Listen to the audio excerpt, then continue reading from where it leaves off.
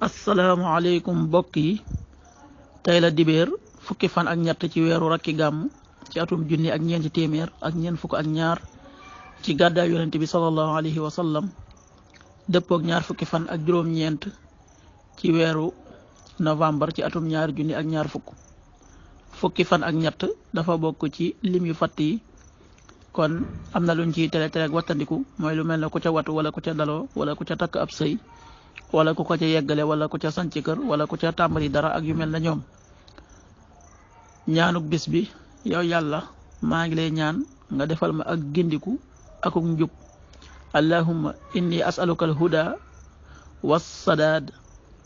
xadiisu bis bi yonente bi sallallahu alayhi wa sallam nee na dinaa dikk buntub àjjana bis penc ba sàkku ñu ubbil ma bëkk néeg ba daat ne ma yow yaay kan ma tontu ko ne ko man maay Muhammad mu ne ma yow day lañu ma joxoon ndigal ne ma bu ma ubbil kenn ku la jiitu. xaddis bi Muslim moo ko génne. waxtu julli suba danañ ko julli juróomi waxtu ci guddi wu tegal juróom fukki simili ak juróom ñaar.